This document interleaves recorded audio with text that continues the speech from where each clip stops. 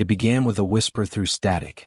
A tired voice on a Japanese radio frequency, drifting somewhere above the endless blue of the Philippine Sea. Enemy fighter. Heavy, sluggish on the climb. Probably same as before, a new Wildcat variant. Lieutenant Saburo Nishizawa adjusted his oxygen mask and squinted into the glare of the rising sun. Below, the horizon shimmered, an ocean without end. He trusted the report. He had no reason not to. Intelligence from the mainland said the Americans had merely improved the same old fighter, nothing revolutionary. He smiled faintly behind the mask. A new Wildcat? He'd shot down 3 of those before breakfast. Then the blue shape appeared, sunlight catching its broad wings, its machine guns glinting like the teeth of a beast. Nishizawa rolled to engage, confident as always. But in seconds the sky became something else entirely. His Zero twisted sharply, but the American fighter climbed, impossibly fast, rolling over the top with brutal precision. Tracer lines stitched across the morning air. The Zero shuddered, its left wing tearing apart. In his final seconds, Nishizawa's mind refused to accept what his eyes showed him. The numbers were wrong. Everything he'd been told about that plane, wrong? He whispered a final thought, unheard over the roaring wind. They said it was heavy. The Hellcat disappeared into the clouds, leaving only smoke and disbelief behind. And that single misunderstanding, was the beginning of Japan's fall from the skies. If you're drawn to the hidden failures behind history's great machines, the quiet errors that changed wars, subscribe and follow us into the truth behind the myth of the F6F Hellcat. To understand how it happened, we must go back. Before the Hellcat. Before the silence of defeat. In 1942, Japan stood unchallenged across the Pacific. From Pearl Harbor to the Philippines, her pilots were gods. The Mitsubishi A6M0 was their sword, light, agile, devastating. Against it, the Americans were flying relics, underpowered wildcats that could barely climb or turn. Within the Imperial Navy, confidence hardened into conviction. The enemy, they believed, could never match Japan's design philosophy, simplicity, maneuverability, and spirit. But wars are not won by spirit alone. They are won, or lost, on information. In Tokyo, deep within the Naval General Staff, a small intelligence section was tasked with analyzing enemy aircraft performance. Their data came from scattered sources: crashed planes, fragments recovered from atolls, prisoner interrogations, intercepted transmissions. Each piece small and fragile. Each report filtered through pride and hierarchy. One of those analysts, Lieutenant Commander Minoru Genda, wrote in his confidential memo of early 1943, "The enemy's new fighter, designated F6F, seems to be a modest improvement of the Wildcat. It is heavier, thus inferior in agility. Our Zeros will retain advantage in turning combat." It was the perfect lie, because it sounded reasonable. The Japanese spy network had failed to retrieve any reliable specifications from American factories. Photographs taken from long-distance reconnaissance suggested a bulky design. The conclusion was obvious to them. Weight meant weakness. No one questioned it. No one dared. Within the air training schools in Rabaul and Truk, instructors repeated the assessment like gospel. The new American Hellcat is slow in the vertical. Use your roll, use your climb. Strike first, strike fast. The pilots believed them. How could they not? Among the Japanese flyers, there was a quiet arrogance, not born from cruelty but from experience. For 2 years they had ruled the air unchallenged. They were the predators, the unseen ghosts over the Pacific. In the personal diary of Petty Officer Hiroshi Sugita, written in June 1943, we find this entry: "Rumors say the enemy prepares a heavier fighter. The F6F. Our superiors laugh. They say it cannot climb, cannot turn. If that is true, then we shall burn it from the sky." Those words, written in ink now faded to gray, carry the weight of a tragedy that had not yet unfolded. While Japan was convinced the Americans were still behind, in the factories of Grumman Aircraft on Long Island, a revolution was quietly taking shape. The Hellcat was not a wildcat with muscles. It was a machine forged by experience, a direct response to the Zero. The engineers had studied the Wildcat's failures, every pilot report, every engagement. They built the Hellcat to survive, to dominate. It was larger, yes, heavier, yes, but its engine, the Pratt & Whitney R2800 Double Wasp, produced almost twice the power of the Zero Sakai. The Hellcat could dive faster, climb harder, and, most importantly, absorb damage the Zero could never endure. None of this reached Japan's intelligence desks. Their spies, scattered across Southeast Asia, the Pacific Islands, and the American West Coast, had been largely neutralized. Many of their reports were intercepted or intentionally fed false data by U.S. counterintelligence. One decoded Japanese message from 1943, now declassified, read, "Our source in Hawaii reports the American naval fighter remains overweight and underpowered. No change in design philosophy." That source was a double agent working for the Americans. The cost of that single line was counted later, in lives. By mid-1943, the first squadrons of F6F Hellcats entered combat over the Solomon Islands. To the Japanese it looked like business as usual. Another skirmish, another morning sortie. But the sky was about to change. Over the next 6 months, reports began trickling back to Tokyo. Pilots who survived encounters described something unnerving. The enemy's fighter could outclimb them, outdive them, even take hits that would have ripped a Zero in half. Some officers dismissed these as exaggerations, panic from inexperienced crews. Others quietly began to wonder if the intelligence reports had been wrong. A surviving memo from the Yokosuka Air Staff, dated November 1943, captures the unease. Multiple engagements suggest that the F6F possesses exceptional acceleration. Reports conflict with earlier assessments. Verification required. But verification never came. There was no access to captured aircraft, no way to cross-check. Japan's industrial base was collapsing under Allied bombing. Their reconnaissance network had gone silent. The intelligence machine, once confident, was now deaf and blind. Back at the front, the pilots could only rely on what they were told, and what they saw burning in the sky. Lieutenant Kiyoshi Iwata in his final diary entry wrote, "Today we met the blue fighter again. It dives like a falling star. I turned to face him, he did not turn. He climbed straight through the clouds. I followed, but the sky swallowed him whole. I think I saw death wearing a blue coat. He did not return." The war that Japan thought it understood was becoming something else. A war of engines, metallurgy, and physics, where courage alone meant nothing. And in the quiet corridors of command, the admirals still clung to their charts and estimates, their outdated reports, their comforting lies. They had built an empire of numbers, and every number was wrong. As the year turned to 1944, those false numbers would come back to claim the sky. Entire squadrons would be lost to a machine they believed was slower, weaker, dumber. The Hellcat would carve its legend in the clouds. And for Japan's proudest pilots, belief itself would become the most dangerous enemy. They called it the Year of Confidence. 1943 faded into 1944, and the empire still believed it could win the sky. The men at Truk, Rabaul, and Saipan woke before dawn, strapped themselves into thin aluminum, and climbed into a world they thought they understood. But above the clouds the rules had changed. The Hellcat was there. Waiting. At first the reports sounded impossible. Pilots spoke of American fighters diving straight down from impossible altitudes, pulling up without tearing apart, then climbing again like eagles that refused to fall. Commanders in Tokyo read those reports and shook their heads. Exaggerations, they said. Combat panic. The Zero remains superior. The truth was no longer flying in formation. During one interception over the Marianas, Petty Officer Sugita, the same man who once laughed at the idea of a slow American fighter, saw his squadron shredded in less than 5 minutes. His diary that night was written in trembling characters. "We fought ghosts. They came from above, blue as the ocean, silent until the fire. My wingman vanished in a flash. I turned, but the sky was full of blue wings. He survived, barely, landing on fumes, his aircraft torn and bleeding oil. His report was brief, enemy performance unmatched.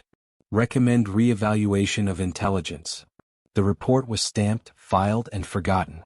In the shadowed rooms of the Imperial Navy's intelligence section, the analysts still worked with numbers that comforted them. The Hellcat's climb rate? Too heavy. Its roll rate? Slow. Its firepower? Average. They trusted arithmetic more than the men who bled. But arithmetic can lie, especially when pride holds the pencil.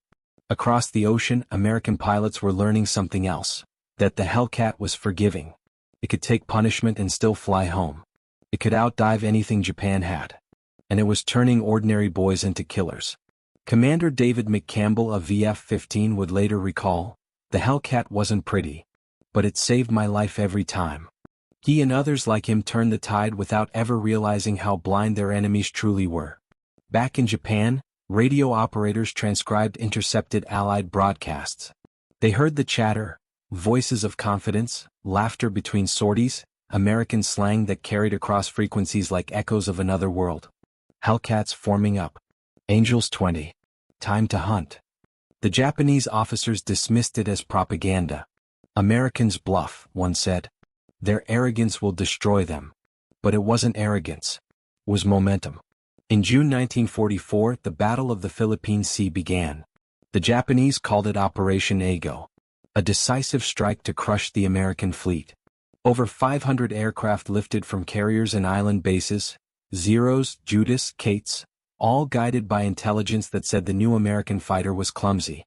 They never stood a chance. The Americans called it the Great Marianas Turkey Shoot. 300 Japanese planes fell in one day. Pilots who had trained for years were gone in hours. The sky itself became a graveyard. Lieutenant Hideo Nakajima, one of the few survivors, recorded his final message before bailing out. "We were told the Hellcat could not turn. It turned. We were told it could not climb. It climbed. We were told it was slow. I saw it coming faster than thought." He was rescued from the sea days later, silent, burned, his belief shattered. The reports that followed reached Tokyo, where disbelief became fear. Admiral Toyota ordered an immediate re-evaluation of American aircraft capabilities. But by then the infrastructure to do so was gone. Spy networks had collapsed. Radio intercept stations were bombed. The empire had no eyes left. Inside the intelligence office, a single file was marked "Urgent Reassessment of F6F." It contained scraps, fragments of interviews, distorted photographs, and a single captured bullet casing stamped U.S. Navy. There were no performance figures, no dimensions, no engine data. Just silence. In desperation, engineers tried to estimate from memory. They built mock-ups, tested hypotheses, argued in smoke-filled rooms. One shouted, "We cannot fight what we do not understand." But the others lowered their eyes. Understanding had become a luxury. In the hangars, the new generation of Japanese fighters, the Shurden, the Raiden, the Ki-84, waited like unfinished promises. They were fast but too few. Fuel was scarce. Pilots were younger every month. Training shorter. Hope thinner. Still they flew. Because they believed they must. When the next battle came, over Guam then Formosa, it was no longer a contest. The Hellcats swarmed like steel bees. They attacked from angles the Zeros could not follow. They absorbed hits, fired, and climbed again. The Japanese formation disintegrated within minutes. Radio chatter filled the air. "Leader, I'm hit. Brake right, blue fighter behind me, impossible speed, static." Silence. And in that silence, belief died. The men who returned were different. Their eyes no longer held certainty. Their diaries began to sound like confessions. "I fought without knowing. I trusted lies. The machine that killed us was never weak. We were." One pilot wrote a single line before his final sortie. "The enemy's strength was truth. Ours was pride." By the end of 1944, Japan's aerial command still circulated outdated intelligence sheets. They listed the Hellcat's top speed as 340 miles per hour. In reality, it exceeded 380. They listed its climb rate as inferior. In combat, it outclimbed every Zero ever built. When the facts finally reached them, too late through captured documents and intercepted U.S. publications, the scale of their blindness became clear. Every decision, every tactic, every order had been drawn from fiction. And fiction had no mercy. The officers who once mocked the American engineers now stared at photographs of wrecked Zeros and said nothing. The numbers they trusted, the ones that told them they were still the masters of the sky, lay in ashes beside the men who'd believed them. Meanwhile, in American ready rooms, pilots marked tallies on fuselages, drank coffee, joked about the turkey shoot, never knowing how perfectly their enemy had sabotaged itself. It wasn't just a war of steel. It was a war of perception. The side that saw clearly would live. The side that dreamed would die. And yet, even in defeat, there was dignity. The Japanese pilots who rose again in 1945 did not fly for victory.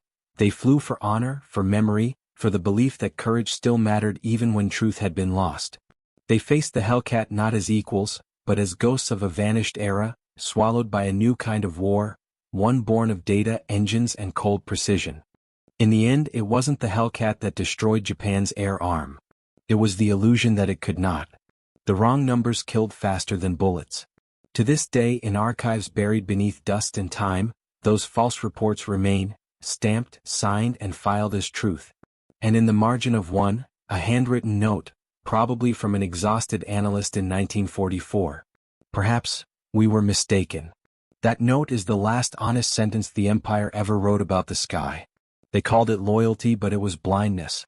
By early 1945, the war had already decided its course, though no one in Tokyo dared say it aloud. Cities burned. The Empire shrank with every sunrise. Yet inside the walls of the Naval General Staff, men still argued over numbers, as if arithmetic could stop gravity. Reports from the front grew desperate. Enemy aircraft, fast, durable, unrelenting. Losses, total. Engagements, short. But the summaries that reached the high command told a different story. Enemy resistance strong but manageable. Our new interceptors will restore balance. Every sentence was rewritten to protect the illusion. In the corridors of the Air Bureau, intelligence officers still traced neat lines on maps, measuring distances and fuel ranges as though the Empire still had fuel. They recalculated the Hellcat's weight, debating whether the Americans had sacrificed maneuverability for armor. No one dared to suggest that the question no longer mattered. The war in the air was over. The Empire just hadn't received the message. Far south, on Tinian and Guam, the American advance was relentless. Squadrons of Hellcats swept across the sky like a tide, clearing the path for bombers that would soon darken Japan itself. For the pilots who faced them, the experience became almost spiritual, a conversation with death that had lost its meaning. Petty Officer Sugita, the one who had once called the Hellcat clumsy, wrote again in January 1945. His handwriting was steadier now, his tone resigned. The new pilots come to us with eyes too young. They have never seen an enemy fall. They are told to aim high, to believe. But when they meet the blue fighter, belief breaks like glass. We tell them stories of honor. The Hellcat tells them truth. He would die weeks later over Okinawa. His plane was never found. In the intelligence reports that followed, his name was not even mentioned. Losses were now statistics. The pilots were numbers, and the numbers kept lying. Inside the Tokyo Command Center, electric lights flickered over exhausted faces. Admiral Toyota demanded updates. How many enemy aircraft destroyed? A colonel answered without hesitation. 60, sir. He did not mention that the same battle had cost Japan 200. The deception was no longer strategic. It was survival. To speak the truth was to admit defeat, and defeat was unthinkable.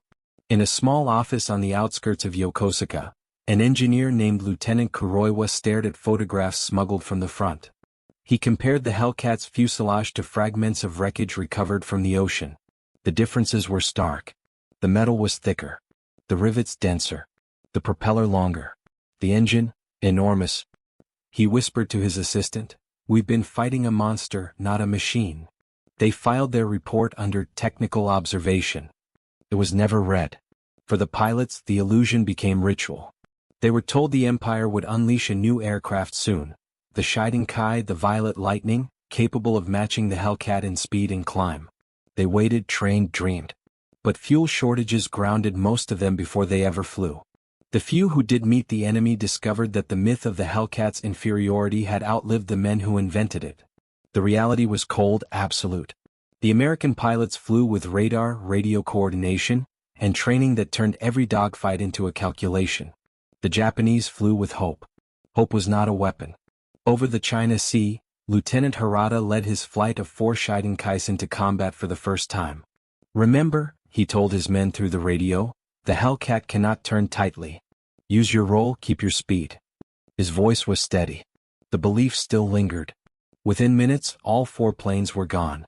The American pilots who engaged them later described it as mechanical. "They turned into us," one said. "They still thought we couldn't follow." Back in Japan, the news of that loss was rewritten. Minor engagement. 2 enemy aircraft destroyed. All pilots accounted for. The truth had vanished into smoke. The Empire's intelligence system had become a hall of mirrors.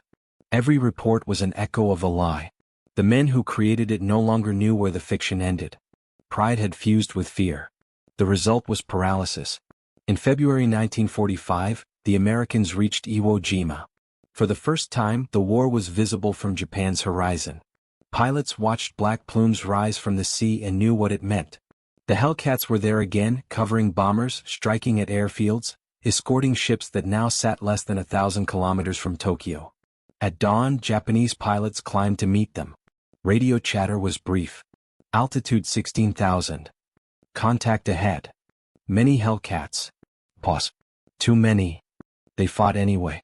The records show that in those weeks, Japan lost nearly all of its remaining veterans. The sky filled with young men who barely understood their instruments. Their training had been shortened from years to weeks. They were told that spirit could replace experience. It could not. One pilot, 19 years old, wrote a note to his mother before his final mission. They say our enemy fears death. But the Hellcat dives into it without pause. Maybe that is why they win. Not because they are braver, but because they already believe they will live. He did not. After Iwo Jima, the sky above Japan was no longer a battlefield. It was a slaughterhouse. The Americans came in waves, thousands strong, flying machines that no longer even noticed resistance. And still, the Japanese High Command continued to issue bulletins about enemy losses. A memo dated March 1945 reads, "Enemy fighter production estimated to decline due to material shortages. Our opportunity approaches." In reality, Grumman's factories were producing Hellcats faster than Japan could train pilots. Every hour, another left the assembly line. On the other side of the world, Tokyo still dreamed. Even as the cities burned, the illusion held. Radio Tokyo broadcast triumphant messages about new victories, new planes, new hope. Civilians listened and believed. Belief was all they had left. In secret, some officers began to question everything.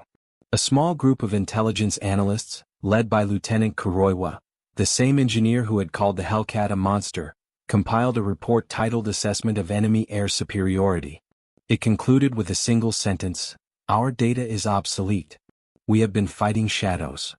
He delivered it in person to the Naval Ministry. The document vanished the next day. That spring, the Emperor's pilots prepared for missions that had nothing to do with victory. The kamikaze squadrons were born not from strategy but from despair. Their intelligence briefings still spoke of American weaknesses. They were told the Hellcats pilots were afraid that they would flee from suicide attacks. They believed it, because to disbelieve was unbearable. When the first kamikaze wave struck at Okinawa, the Hellcats rose to meet them. They tore through the formations before the bombers even saw the ships. Many kamikazes never reached the target. They burned in the air, unseen, unnamed, erased. An American gunner later said, "They came straight at us. No fear. Just silence." It was like shooting ghosts. For the Japanese commanders, it was the ultimate paradox. Men dying bravely for lies. The intelligence system that had once guided a proud air force had become a mechanism for sacrifice. It no longer sought to know the enemy.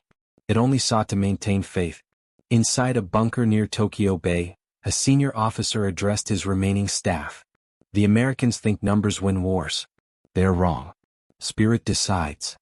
His words hung in the smoke like a prayer. But outside, the engines of the Hellcats could already be heard over the bay. Spirit could not drown their sound. By summer, Japan's air defense was broken. The remaining pilots flew obsolete planes, patched together from wreckage. Their briefings still included the same charts, same weights, same speeds, same myths. When B-29s began to appear above Tokyo, escorted by Hellcats, there was no more resistance. The blue fighters moved across the sky like calm executioners, untouched, unhurried. On August nights, the sky glowed red. Cities vanished.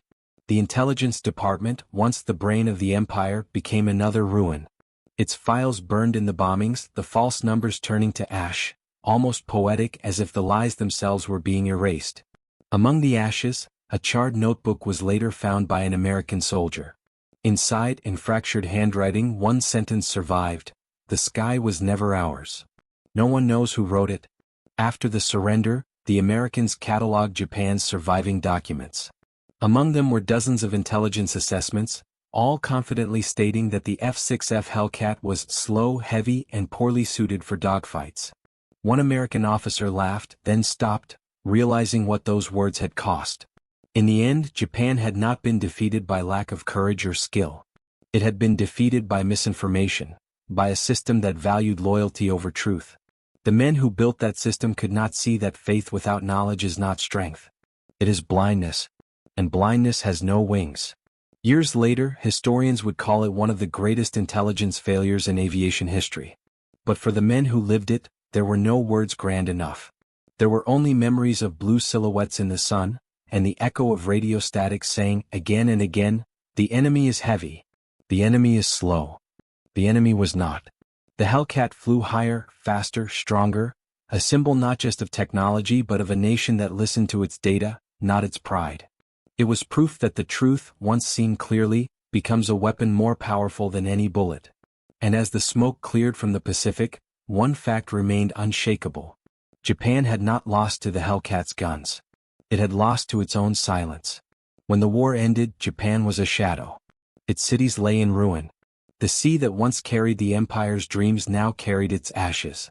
The air, once ruled by the Zero, belonged entirely to the Hellcat and the roar of American bombers. In August 1945, silence returned, not the peace of victory but the quiet of disbelief. For the men who had lived in the sky, the silence was unbearable. Some could not face it. Others sat in empty hangars, staring at the wreckage of their planes as if waiting for them to breathe again. They still wore their uniforms though the empire no longer existed. Lieutenant Harada, one of the few surviving aces, walked among the ruins of his airfield outside Yokosuka. The ground was littered with twisted aluminum and scorched engines. He picked up a fragment of a propeller blade, its edge still blackened. In the metal he saw his reflection, thinner, older, eyes that no longer believed in anything. In the distance, American soldiers moved through the base, cataloging equipment, photographing wrecks. Harada watched in silence. They were efficient, calm, methodical. It struck him how they worked with the same precision that had defined the Hellcat, the same precision Japan had ignored. At night he wrote in his journal, "We thought numbers were lies. But it was we who lied to ourselves. The machine they built was not just metal. It was knowledge made flesh." He closed the book and never wrote again. Across Japan the machinery of war was dismantled. Weapons melted, factories dismantled, research buried beneath occupation orders. But among the ruins, American intelligence teams searched for something else. The records, the files, the blueprints of Japan's war. They wanted to understand how a nation so advanced in 1941 could have fallen so completely by 1945. In a half-collapsed building near Tokyo, they found the archives of the Naval Air Technical Arsenal. The shelves were black with soot. Among the burned pages, one folder remained intact. Evaluation of Enemy Fighter Aircraft, F6F Hellcat. It was dated June 1944. The first page read, "Weight, excessive. Agility, poor. Range, sufficient. Overall threat, minimal." An American analyst held the page for a long moment before placing it in a new file labeled Enemy Miscalculations. When word of these findings reached Washington, they were studied quietly, not with mockery but with fascination. How could an empire so disciplined, so devoted to perfection, misjudge its enemy so completely? The answer was not in the numbers. It was in the mind. In Tokyo, General MacArthur's staff interviewed surviving officers from the Intelligence Bureau. Some were defiant. "We lacked resources," they said. Others were honest. "We feared telling the truth." One man, an aging commander with trembling hands, whispered, "We believed what we wanted to believe. That is all." The Americans recorded his words. They would echo decades later in universities and war colleges around the world. Faith had been Japan's first engine. Pride had been its second. But neither could outclimb gravity. For the Japanese engineers who had studied aircraft design, the reckoning was personal. They were invited, some reluctantly, to work under American supervision. At Yokohama, former enemy engineers stood beside Grumman technicians, studying the very machine that had destroyed their air force. They measured the thickness of the Hellcat's skin, the size of its propeller, the arrangement of its controls. Lieutenant Kuroiwa, the engineer who had once called it a monster, traced a finger along the fuselage of a captured Hellcat. "It is not a monster," he said softly. "It is the truth made visible." The Americans watched him without speaking.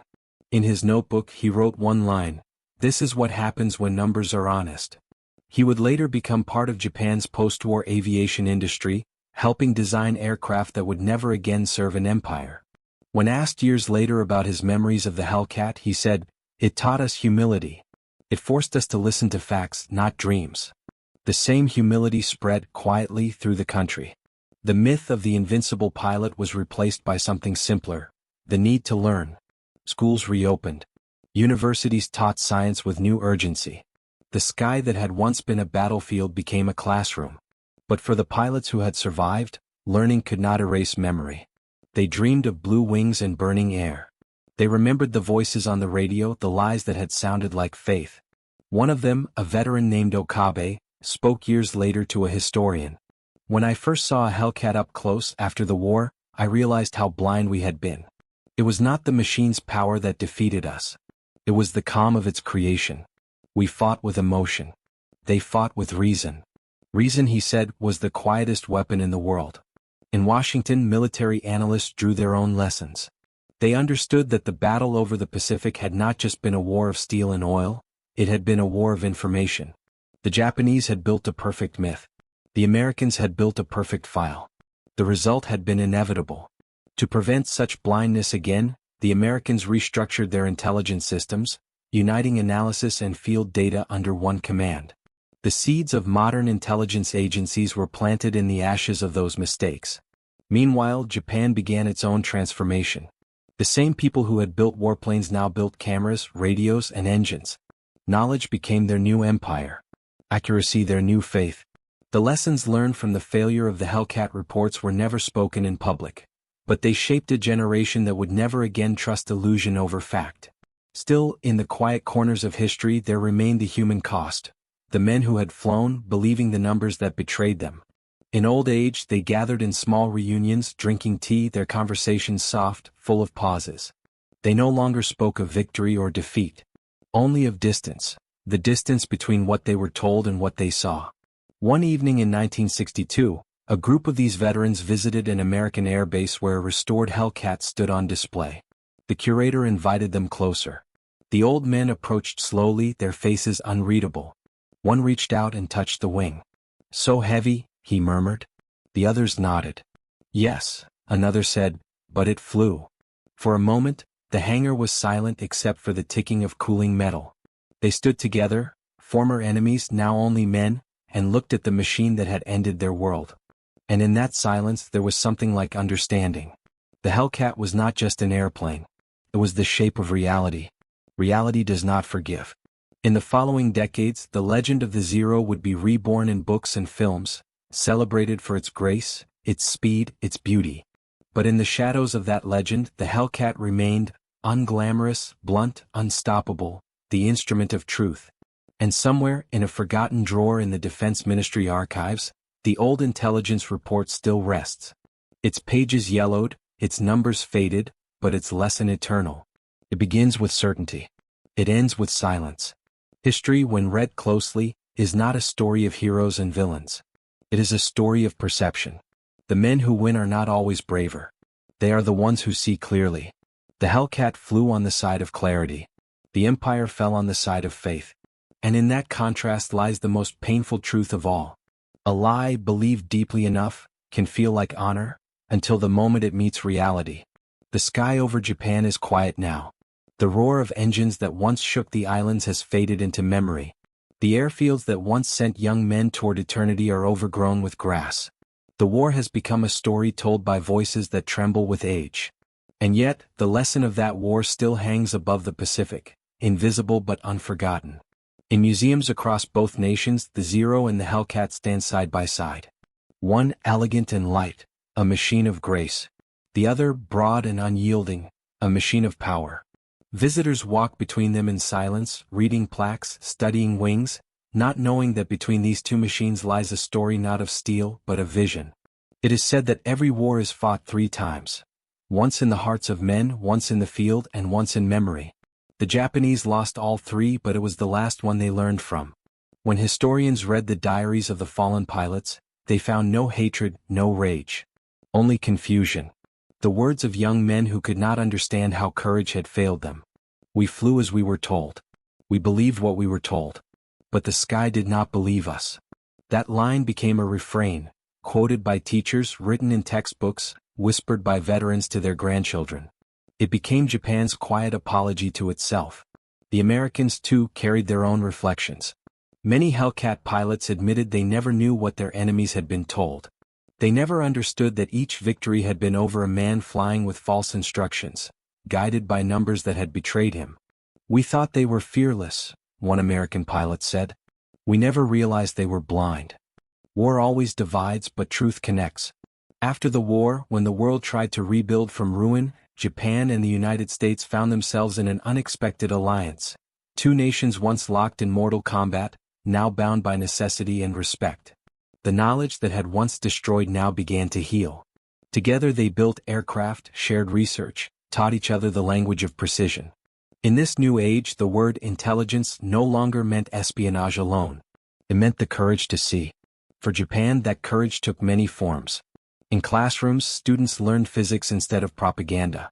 Engineers built machines not for war but for progress. A generation grew up believing not in divine destiny, but in measurement, accuracy, understanding. The ghosts of the past watched quietly. Lieutenant Kuroiwa, the engineer who once studied the Hellcat's wreckage, lived to see his country rise again, not through conquest but through creation. He never spoke of his wartime years in public, but on his final day, his son found a small note taped to his desk. It read, "Truth is the only armor that never rusts." That single line captured the soul of everything learned in fire. For the surviving pilots, time softened the sharp edges of memory, but never erased them. They gathered once a year near a coastal town south of Tokyo, lighting candles for those who never returned. Each candle represented a plane that took off and never came back. Each flame flickered like the echo of a heartbeat lost to a false belief. One evening, a reporter asked an old pilot, "Do you forgive the men who gave you the wrong numbers?" The veteran looked toward the horizon where the sun was sinking into the sea. "Forgive?" he said. "We were all part of it. Pride is not a person. It is a nation's reflection." We flew with its eyes closed. The reporter asked no more questions. Far away in an archive in Maryland, an American historian examined the declassified Japanese intelligence reports from 1943 and 1944. He turned each page carefully, seeing the confidence in every sentence, the absolute certainty that the Hellcat was inferior. He closed the folder and wrote in his notes, "This is not a story of ignorance. It is a story of certainty. And certainty kills. In war, data becomes destiny. One wrong figure, one assumption, one sentence written without doubt, and thousands die." The Hellcat had never been meant as a symbol. It was a tool built by hands that believed in process, not perfection. But history turned it into something greater, the embodiment of reality's quiet power. Every rivet, every panel, every pound of metal spoke one truth, that precision is not the enemy of spirit. It is the only way spirit survives. Decades later, when Japan's first post-war jet fighter took flight, engineers placed a small plaque inside the cockpit. It carried no flag, no slogan, only a phrase engraved in English and Japanese, "To see clearly is to live." That phrase had no author. It belonged to everyone who had once looked at the wrong numbers and believed them. And perhaps, in that moment, the sky, that vast, indifferent witness, finally forgave them. Because the sky does not care who flies, only who understands it. The war that began with arrogance ended with awareness. And in that transformation, Japan rediscovered itself, not as a warrior empire, but as a nation of thinkers, builders, and dreamers who had learned the hardest lesson of all. That truth, though silent, never loses. Every sound of the Hellcat, every roar of its engine, still echoes faintly through time, not as a song of triumph but as a warning. The sound of truth, ignored, returning.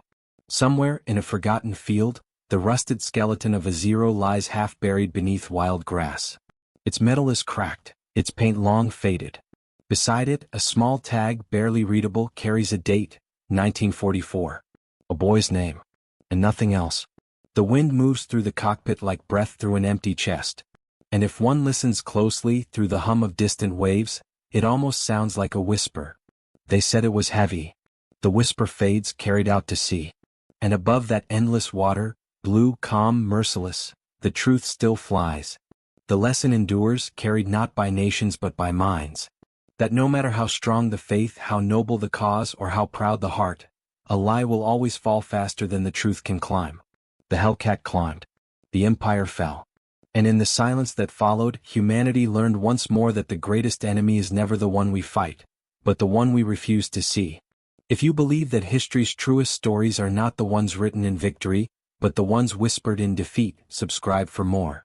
Because behind every myth lies a number, behind every number a choice, and behind every choice, a truth waiting to be seen.